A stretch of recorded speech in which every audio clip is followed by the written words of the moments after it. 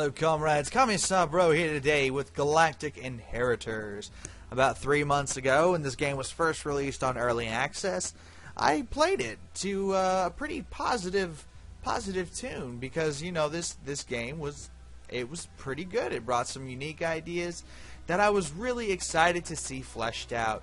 Now, unfortunately, at that point, though, I couldn't say it was perfect because there were still quite a few things that I felt like were lacking. For example, the artistic style of the game, I guess you could say, the aesthetic on certain screens, you know, it wasn't so good. They've definitely improved that. So let's give them they get ups for that because, you know, they kind of put in backgrounds and whatnot, which aren't exactly the best, but hey, it's better than nothing. It seems like the screen's a lot less cluttered. That's cool too. Yeah, I mean, it's all kind of through the motions. But that kind of feels like all they did. Like, in the 3 months that this game has been in early access, it feels like nothing's really different. I mean, this up here is new. That's good. It shows you, what is this actually? Is this the solar system research? Alright, so that's the total that you're actually getting per turn in your net commerce. So that's good, you know, that stuff's good, but the game, like, feels exactly the same, which is really disappointing because it was by no means perfect, and there were still a lot of improvements that, in my opinion, needed to be made. For example, a more interesting combat system, or, you know, just more in-depth build options. Which, sure, yeah, there's been a few. If you go into the research screen, you can still research stuff and build more stuff as the further down the research line you go. But it's not anything I haven't seen before, which is a shame, because the military-industrial complex that was in it originally was a really cool idea. Like this one, this is how you order all of your military ships, is through the military-industrial complex. So in 5 turns, I'll have a frigate being built by one of these companies, this one being Southwest Aura. That's right. And then you can get like upgrades, different upgrades depending on who you go through, and so on. You know, that was kind of interesting to me. I really liked the idea of that. And then the diplomacy system, how like diplomacy was pretty much established through media options. So for example, if I want to increase diplomacy with the human race, there's 3 different groups. There's fear, there's greed, there's hate. So, if you want to be on good terms with somebody, you just keep putting, like, say, additional consulates, -10 hate.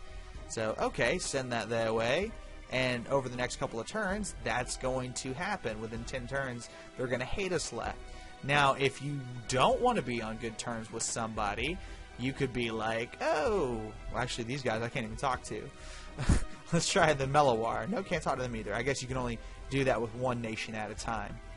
But needless to say, this doesn't feel worth 20 bucks. Like, point blank, it doesn't really seem to be 20 bucks. Now, the developer has said that they plan on adding more in, doing more with the game. And honestly, I would say wait.